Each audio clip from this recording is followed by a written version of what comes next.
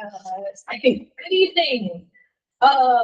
Sorry, I'm taking over for just a short while and not entirely prepared, but welcome, and let's call the Garrison Board of Education regular workshop meeting public budget hearing on Wednesday, May 8th to order.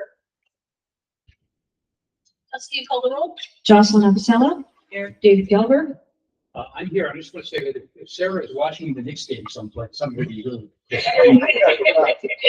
Jennifer Harrington Wilson. I too was here and only until the Knicks game started. Dan Jazz now. Here. Corey McCarthy. I'm here. Ken Schott. Here. Sarah Tormey. Sarah will be coming in late. She was a bit delayed, I do not believe, due to basketball. And she will, later in the agenda is board president remarks, and we're just gonna skip over that for right now and come back to it when Sarah left. The rise for pledge of allegiance. Flag, no flag yet? Your shirt's pretty close to mine. Yeah. I'm wallpaper. Here we go. Pledge allegiance to the flag of the United States of America and to the republic for which it stands, one nation under God, indivisible, with liberty and justice for all.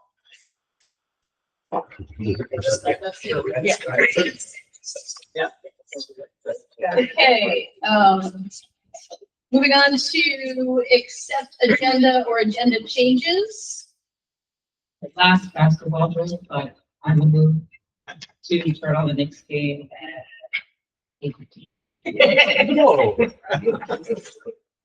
I'm just kidding. But I do move to move Sarah and board remarks to whatever she should. Fabulous. I can read it. Be it resolved that the Board of Education of the Garrison Union Free School District hereby accept the agenda as amended, moving board president remarks to later. Again? What do I say? All in favor. All in favor? Aye. Nays? Abstentions? See, Greg, this is why I don't run the meetings. All right, moving on to superintendent's remarks. Yes, do one that. Just a few brief comments. First, I think our students deserve some recognition. First, the All County Chorus students on April 25th performed with some of the top singers throughout Putnam County over at Carmel. They hosted this year. And we had 7 very talented 5th and 6th graders.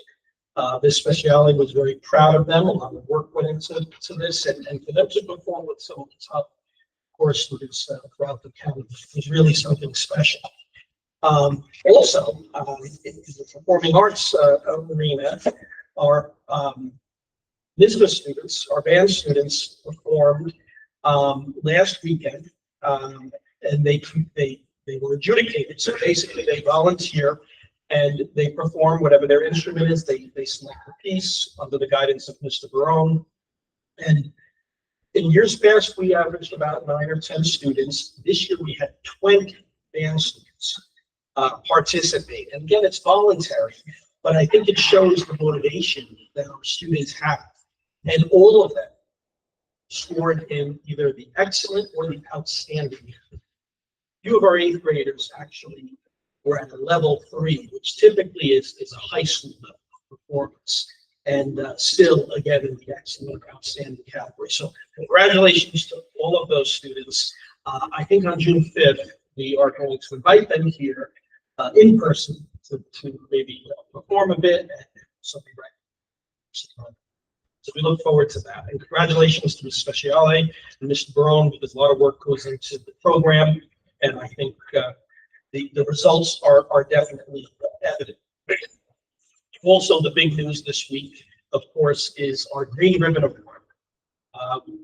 The Secretary of Education announced us just this past Friday, and notices have gone out to the community, but I just want to emphasize what an important award this is. I look back, 3 years ago when we were doing our strategic planning for the district, and we were talking about, this passion for environmental ed and some of the things we'd like to strive for. And working towards this award just made sense for us. And it really was something I think that focused the entire district. And this is something that really is a community effort. There is no one single person. However, I should recognize, of course, the leader of our environmental ed program here at the school, Ms. Rachel Arbor, and Mr. Jay Japp, who did all of the application work, supports the educational piece of the program, but also spent many hours applying for this prestigious award and summarizing everything that we do. Of course, our principal, Mrs. May, is a big supporter of the program, and even I might as well go through my entire admin team, Joe Jimmick, and on the facility side and the board, the work we've done as facilities to lessen our environmental impact. All of this contributed to us being recognized, and now we are a model. And that was very clear in the Secretary of Education's comments that when they designate a school district, they want you to be a model for other schools. And that leads me to next week, our third annual climate summit. It's the second time that we're opening it up to the entire community. Has grown into quite the event. I think the word is out about Garrison. We expect probably during the day around 100 or 120 students from 18 different school districts are joining Garrison students, making presentations, sharing ideas, going for hikes in our school forest and listening to the wonderful presenters that we have lined up. And then in the evening, from 4 p.m. to 7 p.m., we expect 300 to 400 people from our community to be here at the school. And again, we'll have student presentations, a whole host of wonderful guest speakers, food trucks here. So it's going to be a really fun event, and a lot of planning went into it. We actually had a meeting earlier today just to kind of talk about the logistics. And I think this is fulfilling the charge of the Secretary of Education to share a lot of the great things that are happening here at Garrison, and we will have a lot to be proud of. Can I say something about that? Of course. I should maybe say this for comments, but Carl, you recognized the work of so many people on environmental education, but your leadership has been so critical to it, and you've really transformed this experience for so many people, so many kids, and we shouldn't be talking about people who have brought this to Garrison without acknowledging the tremendous role you played as a leader.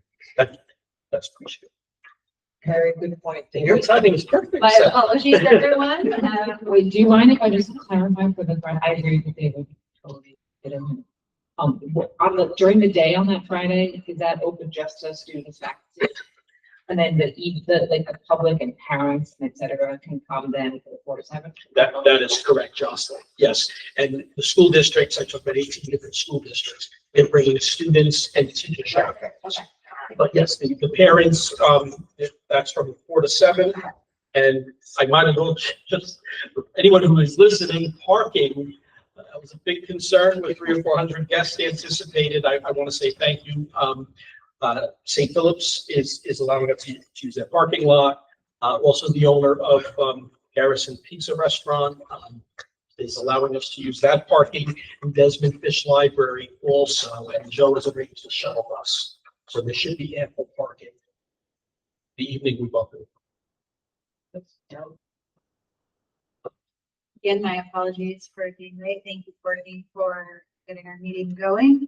I believe we're at board president's remarks at this point. Okay. So I'm going to follow up on what Carl, a little bit I caught up what Carl was saying regarding our exciting with the climate summit. I hope you also touched on the green ribbon, since we haven't met since we received the green ribbon. Congratulations to the Garrison School. And when I was thinking about that, it's also Teacher Appreciation Week. And the people we need to thank most for the green ribbon are the teachers. Starting with Rachel Arbor, our environmental educator, but her role isn't possible without every other teacher playing a part of it. When we created that role, the idea behind it, when we talked about it, was that it was to support every teacher across all grades. So the work she's done really is linked to the work of every teacher. and we greatly appreciate everything. I think when I think about our teachers in our district, the thing that impresses me the most under your leadership, and you do have a big role to play in this, and the rest of our team, they're always looking to improve and do better and do new things. They never stop looking ahead. And the way they embrace Rachel and the curriculum that she brought, I think is that, and the reason we have the Great Ribbon Award. So those are my big remarks for tonight, and we'll continue to celebrate the teachers all week. May 8th is also, which is today, is also National School Nurse Day, and we have one of the best. We learned that during, so a huge thank you to Nurse Melissa for all that she does for anyone who was working with her through that time period. That's to the amazing work. All right, that's all I've got for today. So I think that brings us to the public hearing. Is that correct? So right now we're going to open our public hearing for the 2024-2025 adopted school budget. Carl and Joe are going to provide an overview of the budget. Then I will take questions from board members. After that, we will open it up to the public. This format, because it is a budget forum, allows for a back and forth and some dialogue. So if anyone in the public does have questions, we are actually able to answer questions at this time. So, all right, Carl, you're up. Okay. So Joe and I are going through the slides more quickly than we have in the past, because a lot of this has been repeated several times. Moving on to just some of the highlights in this year's budget.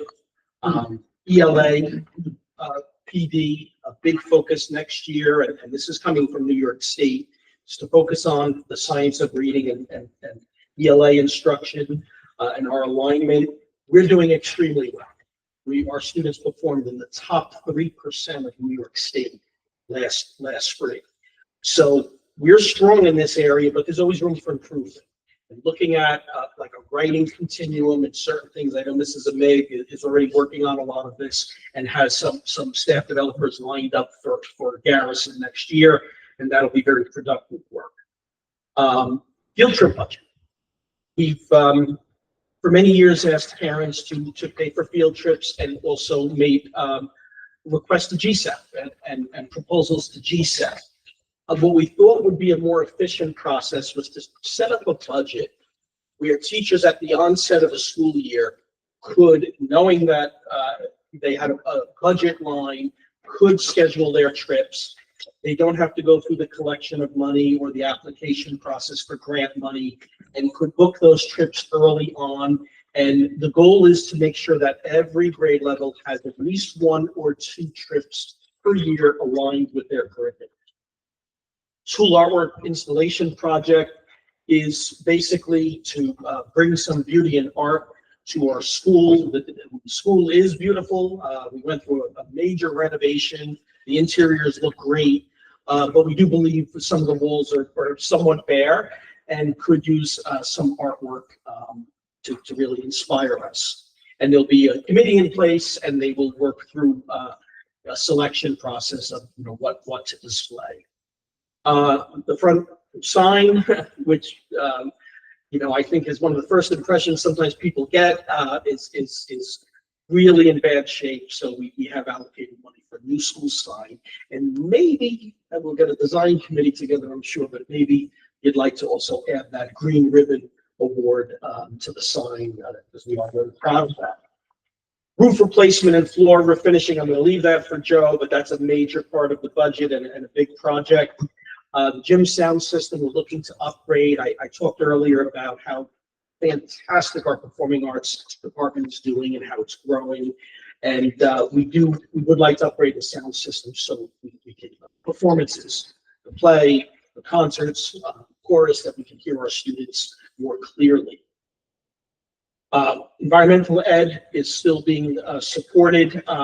There are a couple of added pieces of equipment and things for that budget, and for the climate summit. The GSEP, and we appreciate this, has been funding the climate summit for the last 2 years, But we thought because this is something we see the district doing permanently, we should set up a budget line for the climate summit.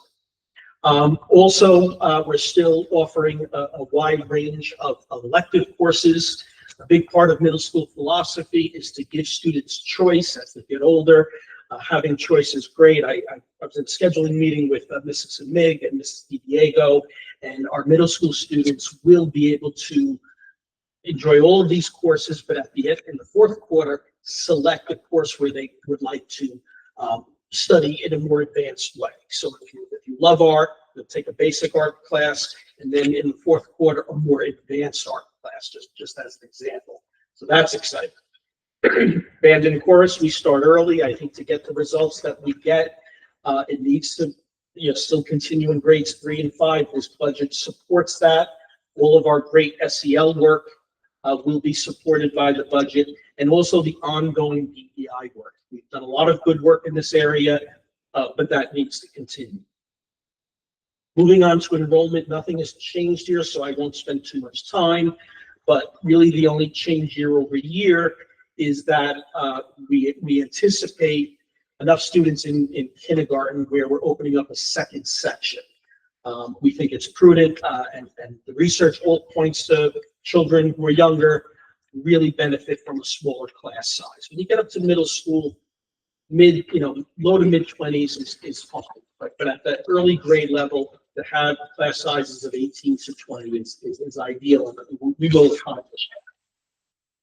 Those are the class sizes for the intermediate grades and the middle school grade levels in one section, except for in 8th grade, we will have 2 sections of 7th grade math and 8th grade math.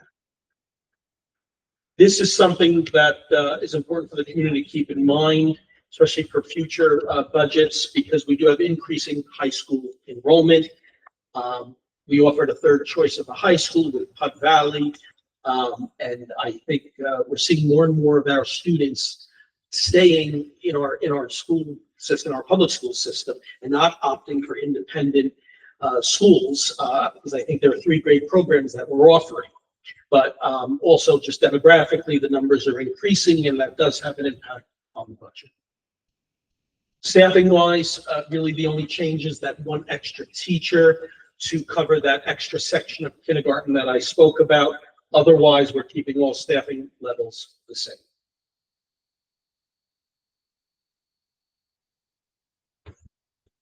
Okay, and this, I'll just comment on this. We are recommending a transportation coordinator stipend for someone to handle the day-to-day transportation needs, whether it's a parent question or a parent request, or field trips and trips to the forest, which happen very frequently. Joe Jimick has been handling that, but we also would like Joe to focus on some of these major projects. He'll talk about that in a moment, but we are planning to take on a few major projects in the year ahead. And with that, I will turn it over to Joe Jimick for the financials.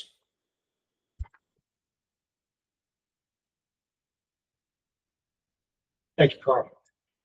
So as we alluded to, there are a couple of facilities items that are due to the budget this year, and we're actively starting a campaign to include capital components as a part of our budget every year, because we think that is going to be a more palatable way for the public, for us to meet our needs with the facilities upgrades and improvements and replacements of building elements that need to be worked on. So these are some of the main items. So the roof at the gym is original to the addition, so that was around 2002, and that is beyond its life, and it does have some active leaks. And the gym floor, periodically, the floor finish begins to flake off, and need to basically have a firm come in that sand it all down. They put 2 coats of material on it, and then they put the graphics and then another top coat. That is what that project is. And then there is the HVAC system that we did install has a lot more air that moves in and out of the building. So a lot more air moving in and out of the building means you're cooling it and heating a lot more air. So there's increase in the budget for that to cover the electric costs for that. And the gym sound system in order for us to do the primarily the drama and the concerts and having enough inputs and outputs for that to sound good. So we have increases in tuition, but it's primarily just enrollment. Transportation we'll get into in a bit, and then some other items that are part of the budget.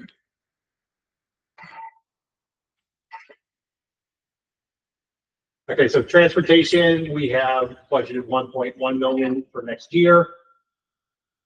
So this is a change from the last time that we presented this. So originally we had anticipated that we were going to have to go out to bid because of the contractor's request. The contractor has relented and he's willing to accept a CPI increase. And we would anticipate that that's going to be last year's increase was 6.3. I don't think that CPI is running that high now. It's going to be somewhat number less than that. So our existing transportation budget will easily take care of that.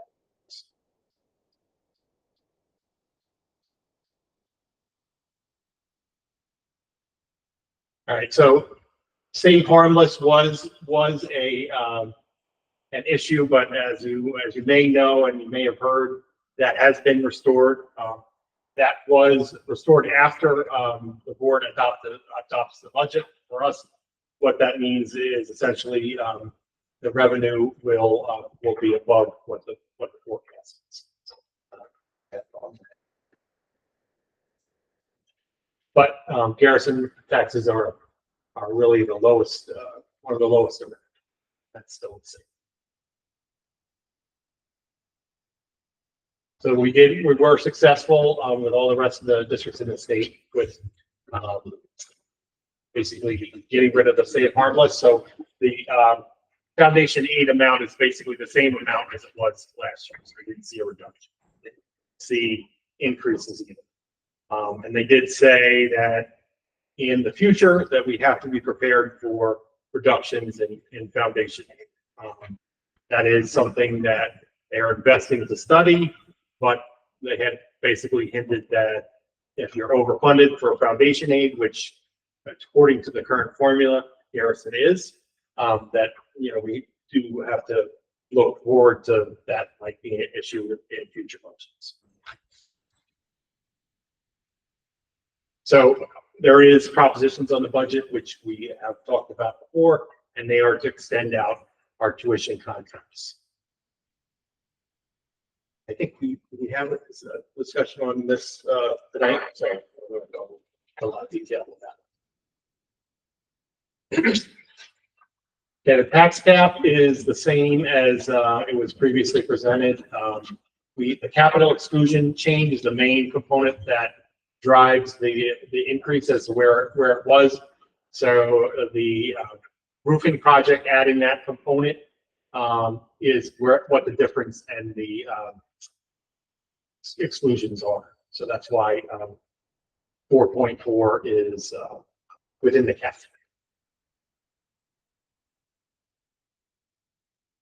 Revenue, like we said, the revenue is going to come in with a basic formula which essentially matches last year's formula. So we're not going to see reductions.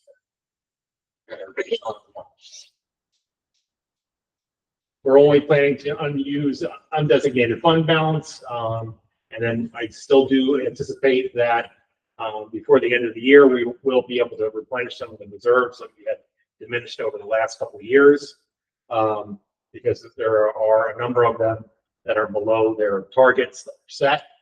So I think that there's an opportunity to do that, and it makes sense to do that based upon the condition that we are currently.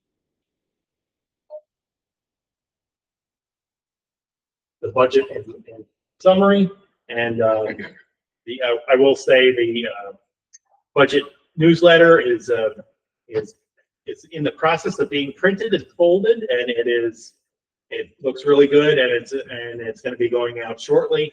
That will have all of the basic information that is in this. On the side of the room there is a copy of the budget with all of its attachments that were required to maintain. We have one physical copy here in the building that people could come to the district and review, or there's going to be a digital copy, obviously online with all of the rest of our budget. So the gym roof, let's talk a little bit more about that. It's beyond its useful life, and one of the things that's big about doing it this way, the current market for a bond, if we were to bond the project of doing the roof at, let's say, at the cost of the $250,000 cost. Currently, with a district this size, what the bonds are going for a 15-year is around 4%. And what that works out to is $40,000 of additional interest expense. And because Garrison is considered low need, it doesn't get back aid from the state called building aid. A lot of districts that have more economic and educational needs get more money back from the state for doing facilities improvements. For example, across the river at Highland Falls, they probably are in the 70% range. So for every dollar they spend, they get 70 cents back. For every dollar we spend, we get 10 cents back. So that's not really, we don't get a lot of aid. So we need to minimize the cost as much as we can. So if we can include this as part of our budget and we budget for it and we don't have to borrow for it, that's additional cost we don't have to spend. So that's the reason. And there are some of the leaks in the interior of the building that's a result of the roof condition. And we have applied for, and we do anticipate that we will receive a CREST grant that will cover 50% of the cost. That's the special legislative grant that we got through Dana Levenberg's office, and that would pay for 50% of the cost. So that's another reason why we want to do this project this way. Gym floor, as we said, so essentially they sand this off, and they put 2 new coats down, and then put the graphics on, and put a top coat on. We will be, if the budget is passed, we will be letting out a bid for doing this work, and whoever is the lowest responsible bidder, we will ask them to develop a graphics package and some maybe options as what it's supposed to look like, and then probably we would have the public vote, for A or B or something like that to determine what it should look like on the court. This is one of the required components that we have to do, is talking about the three components of the budget. And so you have 10 million is program. Obviously, you want that to be the biggest portion. Capital 1.7 million, and admin of the district and building 1.6.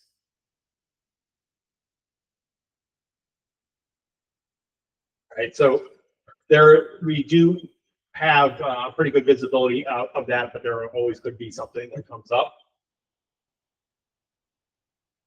So we have to allocate 902,000, and we do have it available in our undesignated funds.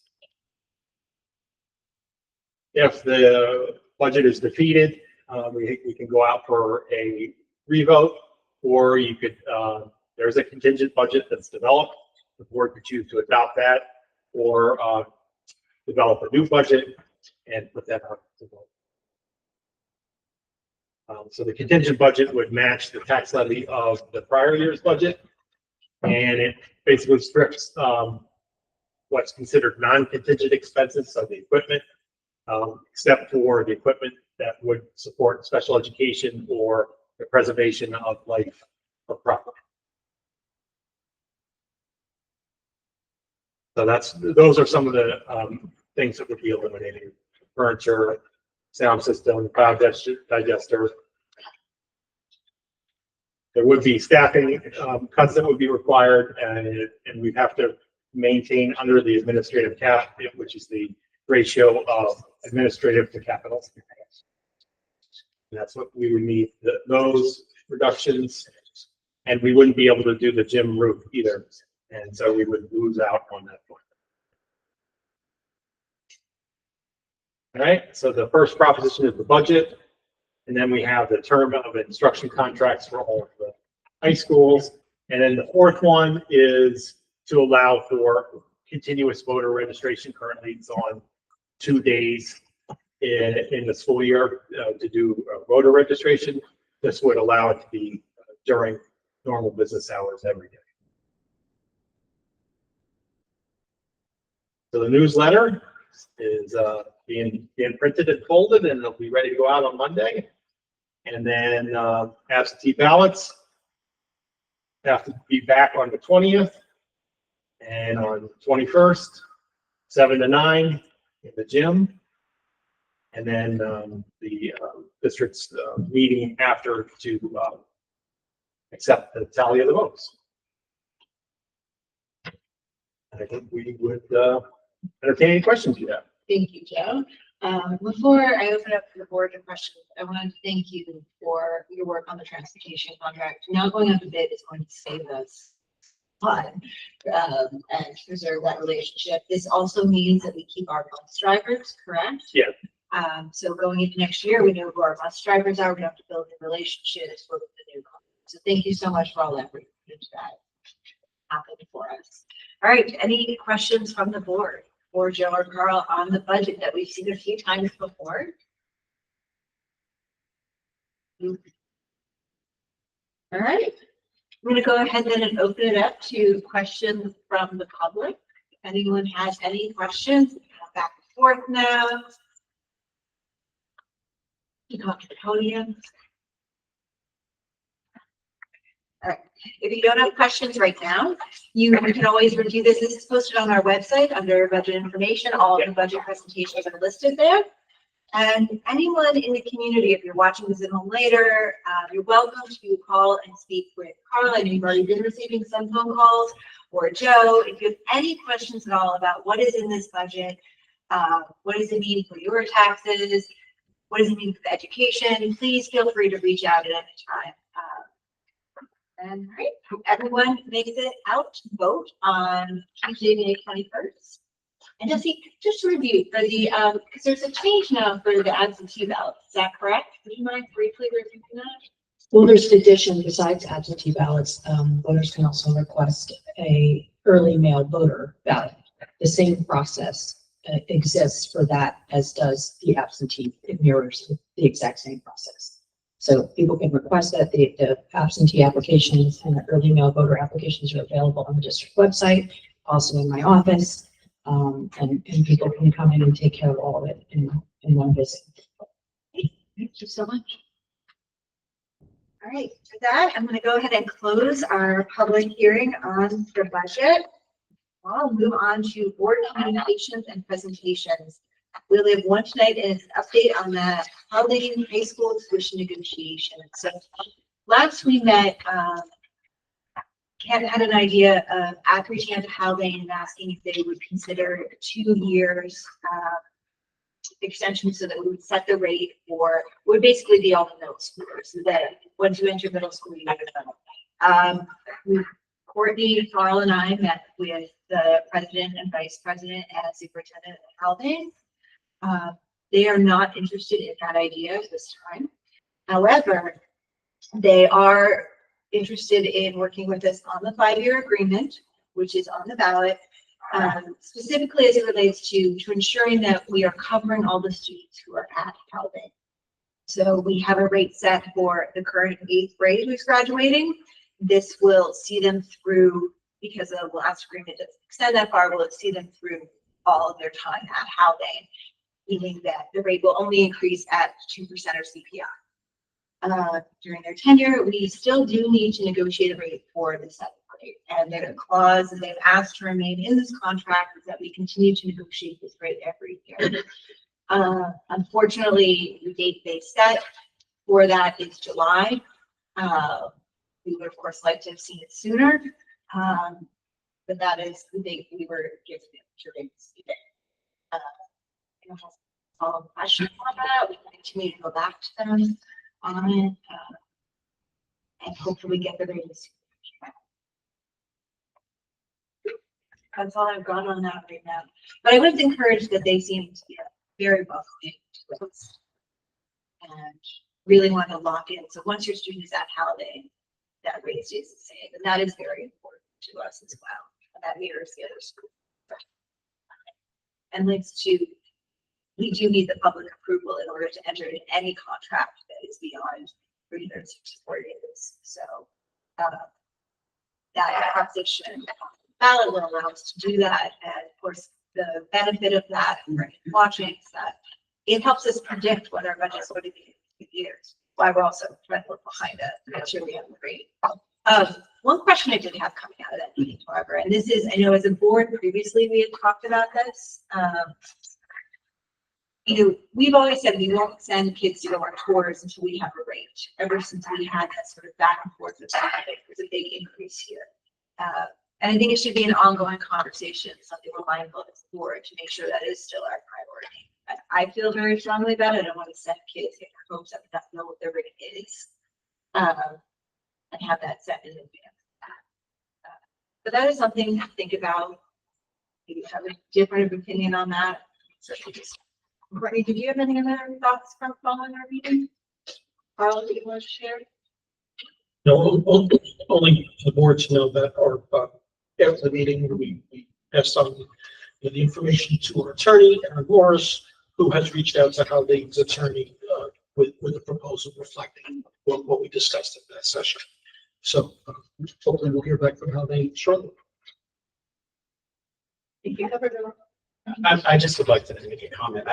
You know, it's disappointing to me that Haldane wants to bring this up every year to the July reorganization meeting 2 months before we start taking the tours of the school. I don't see the need to wait that long to negotiate that rate every year. And I would urge them to try to set that date further back in the year, but at the very least at the start of budget season, so that everybody's aware what the options are for more than a year and a half before they have to start high school. Like you said, Sarah, I don't think in good conscience we probably can't send kids on tours. And given Evan's superintendent, boards change all the time. I would hate to be in a situation. I don't believe it'll happen now, but maybe in the future it could be a situation where they give us a rate in June, we don't like it, and everybody's away for the summer. We're negotiating. Get to September, there's no rate set. That doesn't make sense to me. So I hope that they reconsider that part, the contract rates. I would agree. I feel that it is too short a time period, which is something we brought up in their opinion. They felt strongly with their community. They feel strongly their community wants to keep us waiting until the very last minute to know if we can send our kids to school there. Like that's the part Yeah. I don't. I mean, I'm not saying to do something. No, I don't fully understand it either. And I think maybe it's, I don't know if we're looking at the wrong way. We need to really look at the language of the contract to ensure we have a format for these negotiations. Versus us just reaching out saying, hey, let's get this rate set. And then we negotiate it. Let's do it. I know it's certainly in our best interest to make sure our students are using. I would say it's in Haldane's best interest to have our students able to understand and know going into the summer before their 8th grade year where they can go. I do think they were clear that in their mind, they feel like Haldane will always be an option. They just want to be able to raise the rate. I think what for our issue is that if the rate goes too high, we had that issue years ago where it went from 14,000 to an estimated 21,500. That's a really big jump for us to make, depending on the number of students. Now, at this point, it would only be for one cohort that would follow this through and have a major budget impact on us. So I'm not comfortable being in the situation we were in last time where kids had seen the school, they were committed, they were excited to go, but suddenly the rate was $7,000 more per kid for their education over there. And, I think we saw, they do have some interesting moments, they are actually very positive. That's concern. So I want to, keep the conversation going as best we can. I think they're very busy over there with their issues. Well, precisely, that's my point. They're very busy with other issues, just like every board is generally at this time of year. So to set the rate right now, every year doesn't make sense. So I would just urge, I know that we're doing the best we can, but that doesn't make much sense. Do you feel, as our liaison, would you want to reach out? I will reach out. Okay. Maybe. Mention the line, they have the contract, it's with their lawyers, so hopefully that's the next step to keeping the conversation going. And we did offer, they asked for special education language, we put that in as they asked for. Any other thing they've come back to us and asked for, we just. All I've got on that. Okay, moving on, I have public comment. Public comment is intended for members of the community to speak openly and voice concerns in accordance with policy 1510 of the Garrison Union Free School District. Any person wishing to speak shall comply with all provisions of this policy. Comments about specific school personnel or individual students is a violation of board policy. Concerns regarding students or personnel should be discussed privately with the superintendent or appropriate administrator. Comments should be limited to 3 minutes, and speakers are asked to conduct themselves in a respectful manner. The board will listen to comments but will not engage in dialogue. Any necessary follow-up will be noted and provided through the appropriate channel. Members of the public wishing to comment during board meetings are asked to place their name and town of residence on the sign-in sheet. Commenters will be invited to the podium to address the board. Everyone signed up, if anyone wants to speak. Okay, I'm going to go ahead and move on. We have more public comment coming up later in the agenda. Next is accept the minutes. Be it resolved, the Board of Education of the Garrison Union Free School District does hereby accept the minutes of the regular business meeting of April 16, 2024 as presented. May I have a motion, please? Second. Do you have any questions or comments on the minutes as presented? Okay. All in favor, please say aye. Aye. Nays? Abstention. Thank you. Next, we have the financial reports. We have to accept the treasurer's report and claims audit report. Be it resolved, the Board of Education of the Garrison Union Free School District does hereby accept the treasurer's report for March 2024, the claims audit report for March 2024 as presented. May I have a motion, please? Second. Thank you. Do you have any questions on the treasurer's report, the revenue status report, claims audit report, or appropriation status report? And I've not forgotten about your request to have leave the claims audit. We'll have that. Yeah, that'd be great. Just a couple Questions? Yeah, question on the revenue status. So, so it looks like we're pretty close to on target or we're going to be above target in terms of revenue earned over the course of the year. We still haven't done any of the interfund transfers that we budgeted. So I'm just curious, may have talked about this previously, but have we budgeted for those funds for next year? What's the status of that interfund transfer if we don't, necessarily need those funds? Right. So that's what we initially budgeted for. Yeah, so what Have a you, microphone. oh, sorry about that. So what you see on there for interfund transfers, that is the amount that is designated fund balance to support the budget. So what happens with that is if we don't need that or a portion of it, it just rolls back into the undesignated fund balance, and then we have to decide what we're going to do with it at the end of the year. So there is transfers that we need to make if we haven't already for the water heater project to make sure that stuff goes to capital and that's waiting for when the project actually starts. But as far as the main number you see there, that's what that amount is. So that if we don't have to use it, then that's more money that we have available for future. And in terms of, I think we had talked previously, we're going to be around the 11% mark for next year in terms of.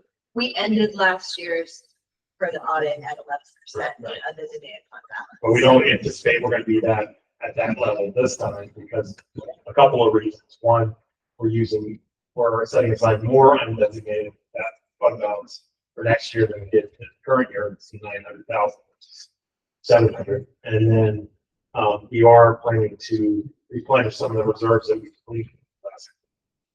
That should get us further away from that number. Because I'm just wondering, so if, we designated a certain amount of those funds for this year, that looks like we probably won't need some amount of We those. won't need some of it. Yes. We've allocated more for next year. These are all good problems, obviously, but, are there any other things we could be thinking about in terms of how we appropriate those funds or use them to, in terms of transfers to capital? Could we, does it affect how much we can transfer to capital? Is there anything else we could do, given that it seems like we're rolling over some of these funds and we're still above the sort of target unallocated reserve percentage? Right. Well, the transfer to capital is a non-contingent expense that we would have to budget for that. So the amounts that we're transferring to capital are the ones that were built in the budget, and it's the same what we're doing for next year. So there is opportunities to put them in reserves. There are capital related reserves. The only drawback with those are you have to get permission to put money in from the public. They have to vote on that specifically, and you have to get permission to take it out. So it's a very restricted reserve. Over the 4% target, it is frowned upon, and you can get a letter. Yeah. But short of that, it's not. It doesn't cause any other concerns for this. And we do plan on doing putting the finance committee meeting together for reserves to talk about how we can allocate into some different reserves and bring that money down as well. Yeah. I think obviously there's some like Joe said they're much more sticky to deal with. So that's part of our calculation of where we put it to. In terms of that, getting the stickiness of the capital reserve funds, is it practically any different, given that we have to have voters approve, the budget anyway? Do we have to go through a separate referendum process to take money out of the capital reserves? Yeah, so it would be another proposition on the budget. So it would be a proposition on the budget additional line when you put it in, and then the next, then you go a year or two or whatever, and then you have a plan to use it. It's another proposition to get it out. So that's the drawback. Yeah. But other than that, it's good. And then the other thing that's a possibility is there is a significant amount of debt service reserve that's just kind of carrying over. And if we get to a point where we're going to do a much larger roof project and we're going to roll that into the budget, and that becomes prohibitive for the public to approve, that would be an opportunity to use some of the debt service reserve while you're doing that one large project, and then we kind of maintain the capital exclusion component at a level and not affect the levy that much. Would the debt service line need to be voted out as well, or can you put it as part of the budget? You can put it as part of your budget.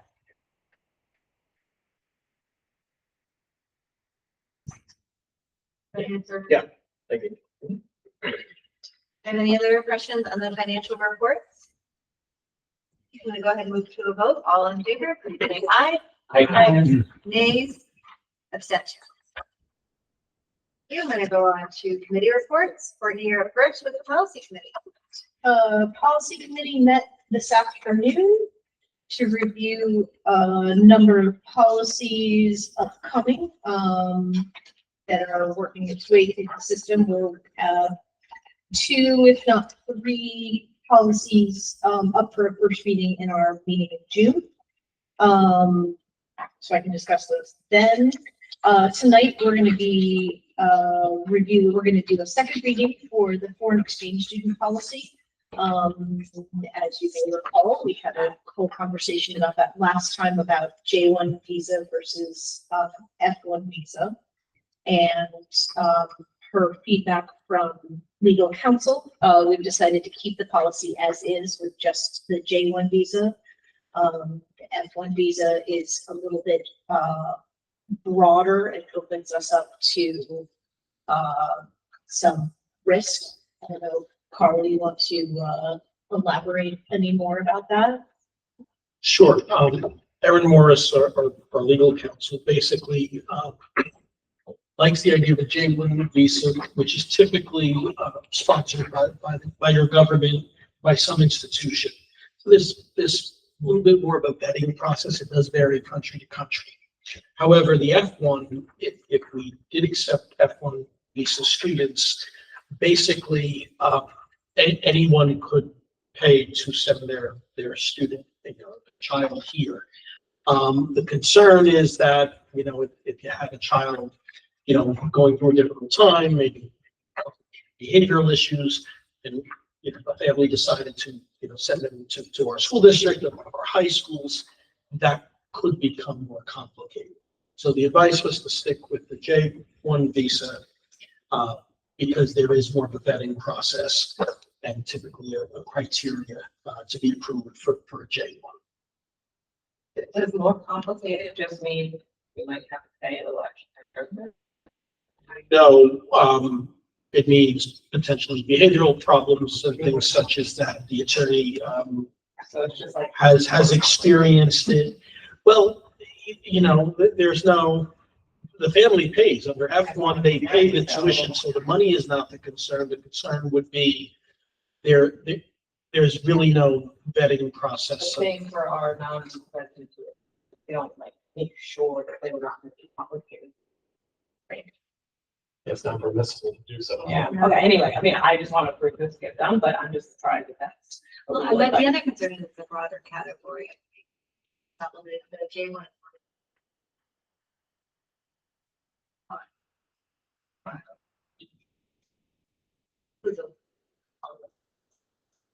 That was what I was. It could always be revisited somewhere in the future, certainly.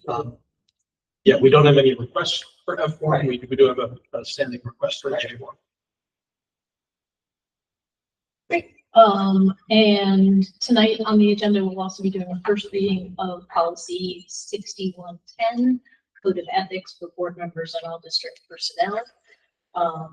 We had a lengthy conversation about this one, adding in language.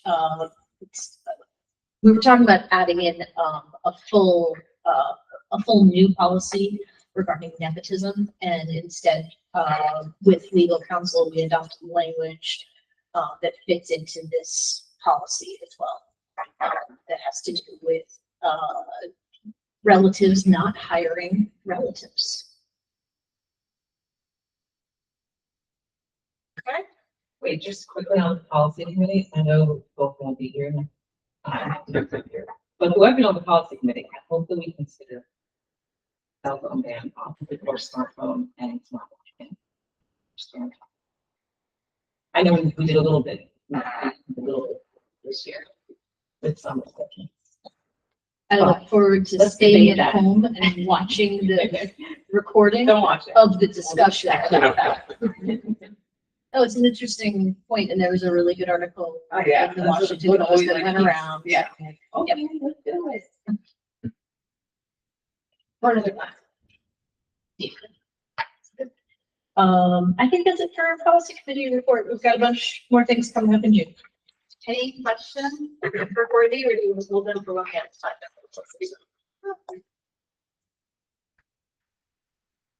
Okay, we'll wait for that. Planning committee report. The planning committee met on May 15th, April 15th. And thanks to James, prepared a list of content, told us about upcoming changes in the APPR process. That I won't bore us with, but they will be helpful and I think make our administration and teachers and faculty lives better. I guess the biggest one is that we might not have to tie anything to state funding, to state testing. We've got ELA professional development lined up, which is great. We're ahead of the curve because many people are going to be scrambling for it because we've already got it on board. It's Allison and Jane's working on that. And then we're going to do a website redesign, which some folks have been able to look through and try to find any bugs for actually addition. And I don't know when that will be released, but it's being opened. Is there enough kind of report cards? Are we I think it's next year, not this year. So next year, It's just elementary, it goes on early band, early grade band. That is. Right, Jane? Yes. James, Okay. is it update? Yeah, it's, we aligned, a lot of the behaviors to the. Got it. We aligned the behavior piece of it to, vision of a graduate. So, that will be K through 5, and we did it by bands. And, it was kind of a heavier lift than we thought, but it will be, we can't do it mid-year. I'll break the whole system, so we have to wait until the end of the year. would it be worth, Justin, you know this better than having a presentation for board and community on sort of what the need for the school year starts? Is that something we should schedule in? House? We want to do that in the summertime sometime? Sure. Thank you, Jane. Yep. Right, that was just a thought. It's big, big switch, yeah. Any questions for Jocelyn?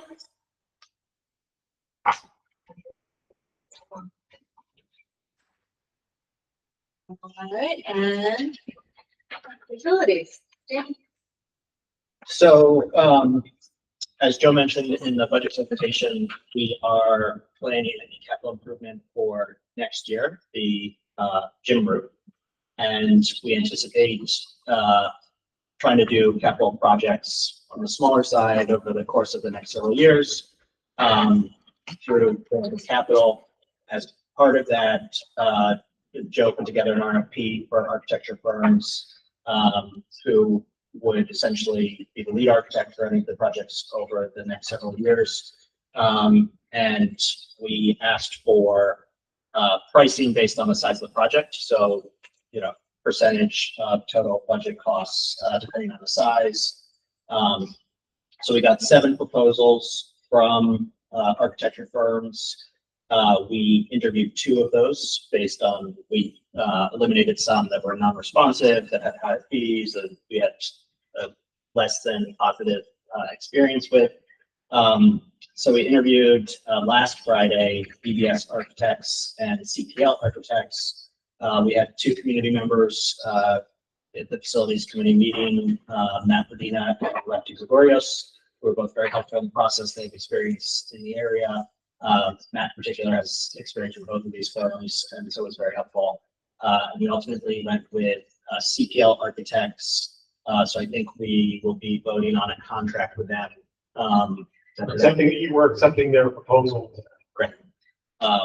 So they seem very good. Both firms were very good. CPL, the office that would be overseeing this project in Tona.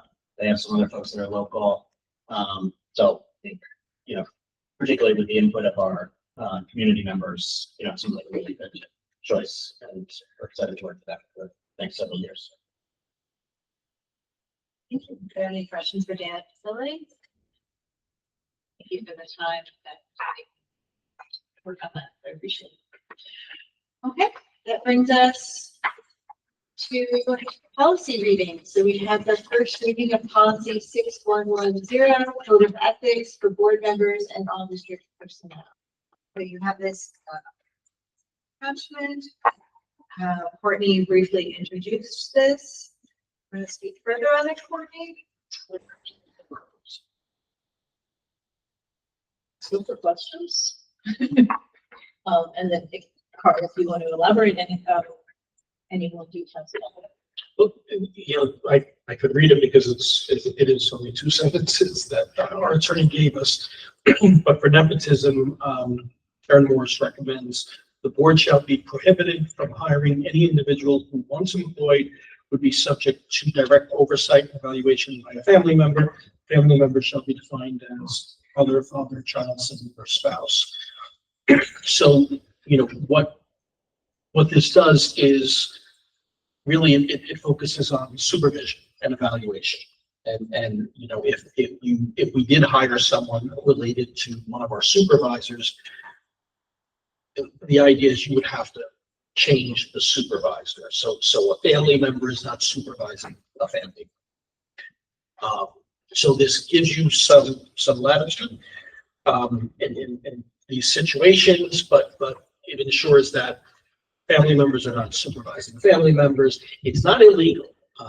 Aaron Morris emphasized that. It's nothing illegal, but the idea is that that's good practice. So someone objective about that supervision and evaluation. It protects both individuals, the person being supervised and the relative who could be supervised. That's practical. You just, when we make the appointment, and this person will be then supervised by a different administrator for a different role. I don't think the board needs to We don't need to do formally, that, it's just done administrator. I think it's the expectation that the administration will follow the policy, your superintendent, make sure it's implemented. Would this affect any current situations in the school? Have you thought about that? No, there are, there may be a situation now that could be worked out with different supervisors. So it would affect the employment status of any individual. I will say, we've had a lot of family members come and work for us as substitutes, especially during COVID, was key. It can help keep us open, essentially. So I really do value that connection in her for the substitute teacher. We've also had parents for the substitutes before too. No. So in those circumstances, we anticipate that We just that have could be dealt with by who the supervisor is. It only related to if it's a relative of a supervisor. You can still have parents. Yeah. I mean, we wouldn't have that. I'm just thinking like teaching assistants or substitutes. Who would the teacher be the supervisor in that case, or could the? Technically, no. The teacher does provide a lot of guidance and plans, but technically it would be one of our administrators, so principal or director. So, Gotcha. Okay. For Joe, anyone in the administration could provide supervision.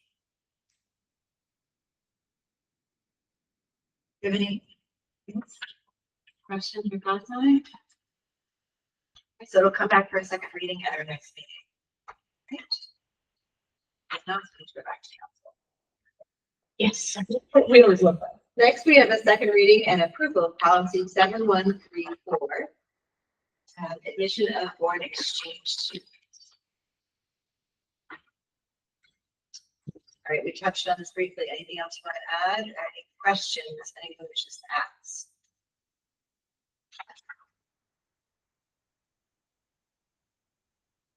Are you happy with the language as it is now? Fair council, we're good. Okay. I go ahead then and move to the recommended action. Be resolved, the Board of Education of the Garrison Union Free School District, upon the recommendation of Courtney McCarthy, Policy Committee Chair, does hereby approve policy 7134, admission of foreign exchange students as presented. May I have a motion, please? So moved. Second. Thank you. All in favor, please say aye. Aye. Nays? Nay. Abstentions. Thank you. Okay. Go ahead and move on to the personnel items.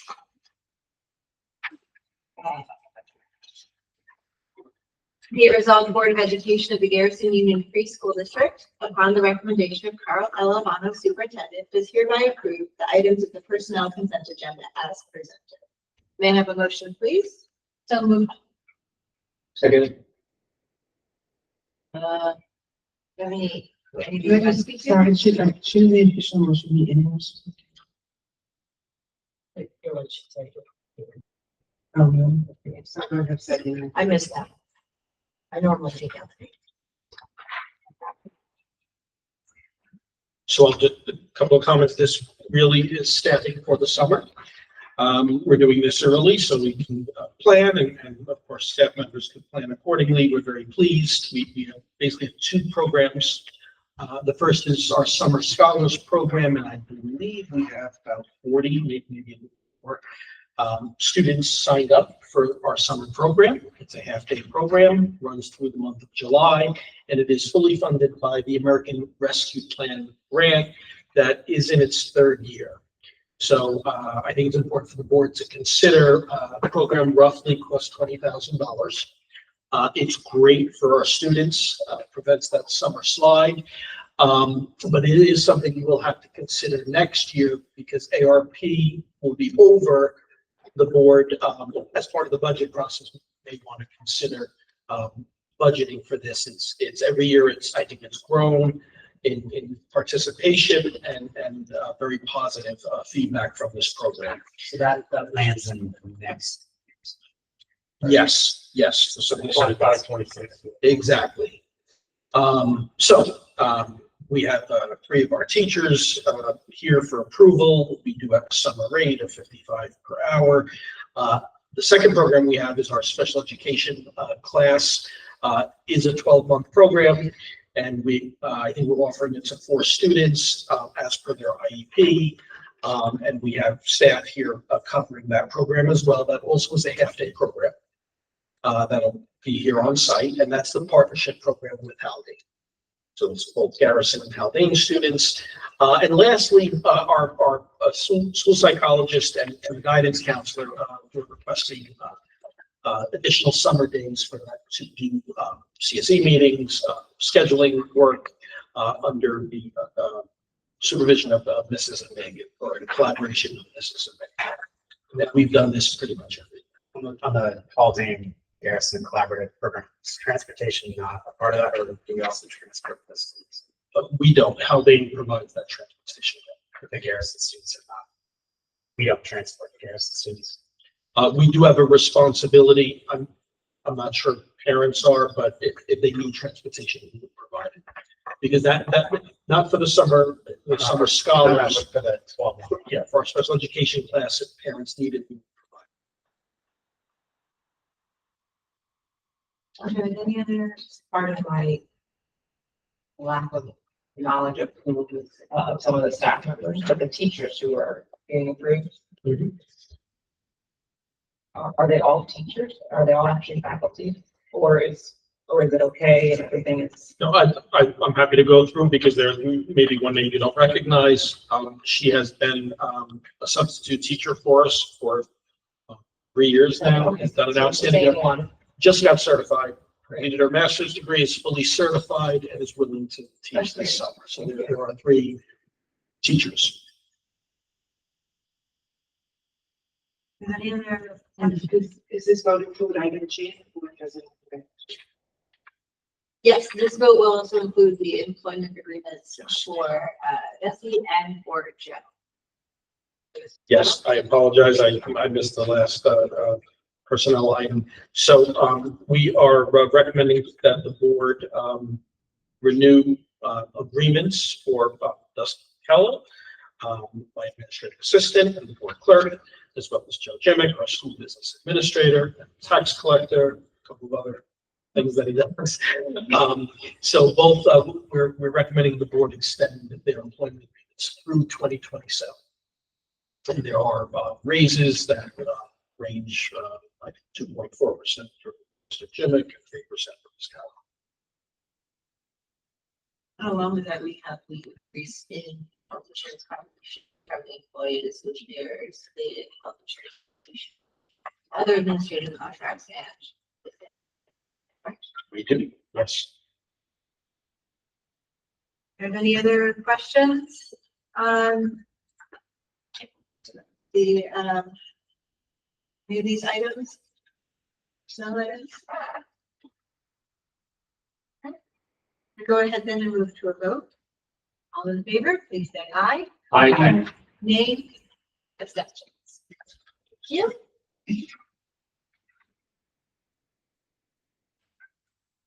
All right, now we move on to new business. Be resolved, Board of Education of the Garrison Union Free School District hereby approves the new business items as presented. May I have a motion, please? So moved. All right, most of these are health and wellness contracts for obligated to pay. We have the architectural firm on here. And then we have also a budget transfer. Joe can answer any questions if anyone has any, and the adoption of the State of New York Deferred Compensation Plan. I'm sure we can have a really fun and exciting discussion on too.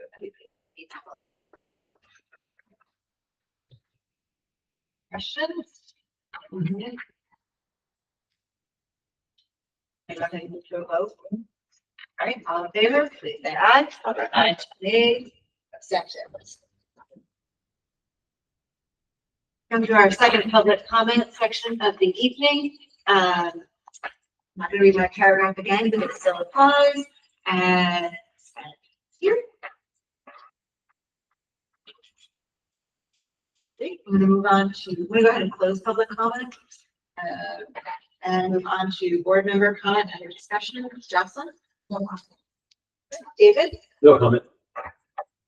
Jennifer? Next to current committee.